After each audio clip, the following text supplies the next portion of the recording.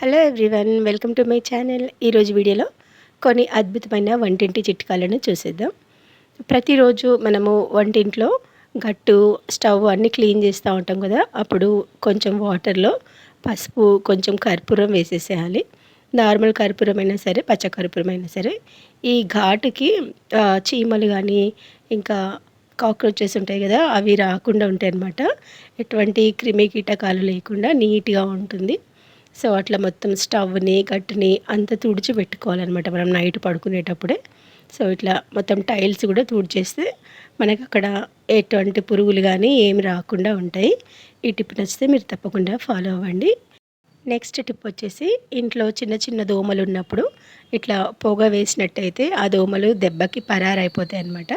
చాలా ఘాటుగా ఉంటుంది ఈ స్మెల్ అనేది. ఏం లేదు, ఆనియన్ పొట్టు ఉంటుంది కదా, ఆ పొట్టు, ఇంకా ఎల్లిపాయల పొట్టు, ఇంకా బగారా ఆకు, దాంట్లో కొంచెం కర్పూరం వేసేసుకోవాలి. పచ్చ కర్పూరం వేసేసి అట్లా కాల్చేసేయాలి. ఆ మంట ఆరిపోయిన తర్వాత దాంట్లో నుంచి వచ్చే పొగ ఉంటుంది కదా, ఆ పొగ మొత్తం ఎక్కడెక్కడ దోమలు ఉన్నాయో సెల్ఫ్లలో అక్కడంతా అట్లా చూపించేసేయాలి, లేకపోతే అక్కడ పెట్టేసేయాలి. కిచెన్ డోర్ వేసేసేయాలన్నమాట. దోమలు ఎక్కడుంటే అక్కడ పెట్టుకున్నాం అనుకోండి, ఆ చిన్న చిన్న దోమలు అనేటివి వెళ్ళిపోతాయి. అట్లా ఒక 2-3 రోజులు చేస్తే మొత్తానికి అవి వెళ్ళిపోతాయి అన్నమాట. సో ఈ టిప్ నచ్చితే మీరు తప్పకుండా ట్రై చేయండి. నెక్స్ట్ టిప్ వచ్చేసి, బియ్యానికి ఇట్లా పురుగు పట్టినప్పుడు దాన్ని తీసుకోవడం కొంచెం కష్టమవుతూ ఉంటుంది. ఆ పురుగు అనేది రోజు రోజుకి ఎక్కువనే అయిపోతుంటుంది అనమాట. ఇట్లాంటి జల్లెడలో వేసి జల్లించుకున్నా కానీ ఆ పురుగు మొత్తం పోదు. సో అట్లా సన్న సన్నగా ఉన్న పురుగులు మొత్తం పోవాలి, బియ్యం కూడా వేస్ట్ కావద్దంటే ఇట్లాంటి ఒక స్టెయినర్ ఉంటుంది కదా, సన్నగా ఉండే జాలి లాంటి దాంట్లో బియ్యం వేసి మనం ఇట్లా జల్లించుకున్నాం అనుకోండి, అక్కడ బియ్యం కూడా కింద పడిపోవు. అండ్ దాంట్లో ఉన్న దుమ్ము ఇంకా సన్న సన్న పురుగులు అయితే కింద పడిపోతాయి. చూస్తున్నారు కదా, అట్లా అట్లా చేసేసుకోవాలి. ఇంకా మనకి ఆ బియ్యం చాలా రోజులు స్టోర్ చేసుకోవచ్చు అనమాట, అట్లా పురుగు మొత్తం పోయిన తర్వాత. కానీ ఆ బియ్యం అట్లనే మనం పెట్టేసినాం అనుకోండి, మళ్ళీ అక్కడక్కడ ఉన్న పురుగులు కూడా మళ్ళీ ఆ బియ్యంలోకి వచ్చేస్తాయి అనమాట. సో అట్లా అసలు పురుగులే పట్టద్దు అనుకుంటే మనం దాంట్లో కొంచెం ఇంగువ పొడి వేసుకోవాలి, లేదా వేపాకులు ఉంటే వాటిని కూడా వేసుకోవచ్చు. నెక్స్ట్ టిప్ వచ్చేసి, కాలి పట్టీలు ఉంటాయి కదా, వాటిని మనం ఇంట్లోనే చాలా ఈజీగా అట్లా తెల్లగా మెరిసేలా క్లీన్ చేసేసుకోవచ్చు. ఎంత నల్లగైనా పట్టీలైనా సరే చిటికలో క్లీన్ అయిపోతాయి అన్నమాట. ఇక్కడ మనం పీతాంబరి ఉంటుంది కదా ఇంట్లో, ఆ పీతాంబరితో ఆ వెండి పట్టీలని మనం అట్లా మంచిగా క్లీన్ చేసుకోవాలి. ఒక టూత్ బ్రష్తోని, పాత బ్రష్తో అట్లా మొత్తం అప్లై చేసేసి దాన్ని కొంచెం రుద్దాలన్నమాట. సో అట్లా రుద్దేసిన తర్వాత చూస్తున్నారు కదా, జస్ట్ పీతాంబరి పెట్టగానే అవి ఎంత క్లీన్ అయినాయో. తర్వాత ఈ పట్టీలకి కొంచెం పేస్ట్ని అప్లై చేసి రుద్దేయాలన్నమాట. చూస్తున్నారు కదా, ఏ పేస్ట్ అయినా పర్వాలేదు, విమ్ లిక్విడ్ అయినా సరే. సో అట్లా వేసేసి వాటిని మంచిగా అట్లా రుద్దేసి కడిగేస్తే తేడా చూస్తున్నారు కదా, కడిగిన పట్టీకి కడగని పట్టీకి ఎంత తేడా ఉందో. జస్ట్ మనం పీతాంబరి పేస్ట్తో అట్లా మంచిగా వచ్చేస్తాయి అనమాట. ఈ టిప్ నచ్చితే మీరు తప్పకుండా ట్రై చేయండి. ఇది పట్టీలకే కాకుండా వెండి పూజ సామాన్లు ఏవి ఉన్నా సరే మనం అట్లా క్లీన్ చేసేసుకోవచ్చు. సో నెక్స్ట్ టిప్ వచ్చేసి, ఫ్రిడ్జ్ని మనం డీప్ క్లీన్ చేసుకోవడం చూద్దాం. ఇట్లా డీప్ క్లీన్ చేసుకోవడానికి ఆ ఫ్రిడ్జ్లో ఉన్న ర్యాక్స్, ఇంకా దాంట్లో ఉన్న సామాన్లు, డబ్బాలు అన్నీ బయటకు తీసేసేయాలి.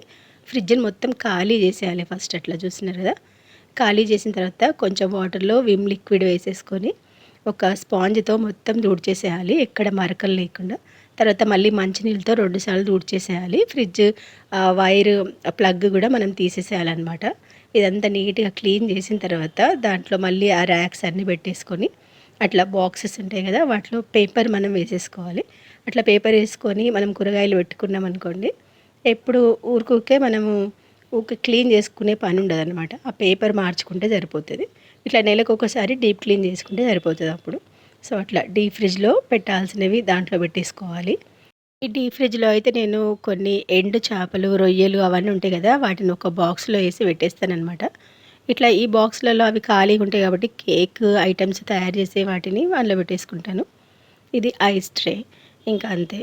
చాక్లెట్స్, ఐస్ క్రీమ్స్ అట్లా పెట్టేసుకోవచ్చు. నెక్స్ట్ ఇక్కడ ఈ సెల్ఫ్లలో క్యాండిల్స్ అవన్నీ పెట్టేసుకుంటా, కొన్ని డ్రై ఫ్రూట్స్ కూడా. సో అట్లా ఆర్గనైజ్ చేసేసుకోవచ్చు మనం ఫ్రిడ్జ్ని ఎక్కువ స్పేస్ ఉన్నప్పుడు. తర్వాత నెక్స్ట్ దీంట్లో అయితే పైన మిల్క్, ఇంకా కింద ఏమైనా కర్రీస్, కర్డ్ అట్లాంటివి పెట్టుకోవచ్చు. టమాటోస్ ఇంకా చాలానే ఉంటాయి. ఫ్లవర్స్కి అయితే ఒక ర్యాక్ మొత్తం పెట్టేసిన నేను. మా ఇంట్లో పువ్వులు ఎక్కువ తెస్తారనమాట దేవుడి పూజకి. సో అట్లా కింద అయితే కొన్ని సరుకులు, అన్ని కవర్లలో ప్యాక్ చేసి ఒక డబ్బా నిండా అవే ఉంటాయి నా దాంట్లో. అంటే పురుగు పట్టకుండా ఎక్కువ రోజులు నిలువ ఉంటాయి కాబట్టి. సో ఇక్కడ నెక్స్ట్ అయితే మనం కేక్ ఐటమ్స్ అవన్నీ దీంట్లో పెట్టేసుకుంటానమాట. సో అట్లా ఫ్రిడ్జ్ని మనం నెలకు ఒకసారి డీప్ క్లీన్ చేసుకొని అన్నీ నీట్గా సర్దుకుంటే ఫ్రిడ్జ్లో మంచిగా ఉంటుంది అనమాట. ఇట్లా ఫ్రిడ్జ్లో స్మెల్ రాకుండా ఉండాలి అంటే అక్కడక్కడ నిమ్మకాయ ముక్కలు పెట్టేసుకోవాలి, లేదా పుదీనా ఆకులను కూడా అక్కడక్కడ పెట్టేసుకోవాలన్నమాట. అయితే బ్యాడ్ స్మెల్ అనేది రాకుండా ఉంటుంది. సో ఫ్రిడ్జ్ అంతా ఆరిన తర్వాతనే మనము మళ్ళీ ప్లగ్ పెట్టేసి ఆన్ చేసేసుకోవాలి. నెక్స్ట్ టిప్ వచ్చేసి మనకి ఇంట్లో ఉన్న పూజ సామాన్లు, ఇత్తడి, రాగి, వెండి ఇట్లా ఏ సామాన్ అయినా సరే నీట్గా క్లీన్ చేసుకోవచ్చు. తల మెరిసిపోతే ఎక్కువ కష్టపడాల్సిన అవసరం కూడా లేదనమాట. జస్ట్ మనం ఇంట్లో ఉన్న వాటితోనే ఒక పౌడర్ తయారు చేసుకోవాలి. అంటే హోమ్ మేడ్ పీతాంబరి పౌడర్ అనమాట, వితౌట్ కెమికల్స్. సో అది ఎట్లా చేసుకోవాలి ఇప్పుడు చూసేద్దాం. గోధుమ పిండి ఒక 1/2 కప్ తీసుకోవాలి. ఒక 1/2 కప్ వరకు సబీనాను కూడా తీసుకోవాలి. సాల్ట్ ఒక 1/2 కప్ తీసేసుకోవాలి. అండ్ నీమ్ సాల్ట్ ఉంటుంది కదా, లెమన్ సాల్ట్, అది కూడా వేసేసుకోవాలి. సోడా కూడా ఒక 1/2 కప్పు వరకు వేసేసుకోవాలి. తర్వాత సర్ఫ్ ఏదైనా సరే ఒక సర్ఫ్ని కూడా వేసేసుకొని వాటన్నిటిని మిక్స్ చేసేసుకోవాలి. దీంట్లో కావాలంటే ఇటుక పొడి కూడా వేసుకోవచ్చు. కలర్ అనేది సేమ్ పీతాంబరిలాగా వస్తుంది అనమాట. ఇక్కడ ఇటుక అవైలబుల్ లేదు కాబట్టి నేను జస్ట్ ఆ పిండిలోతోనే చేసేసాను అనమాట.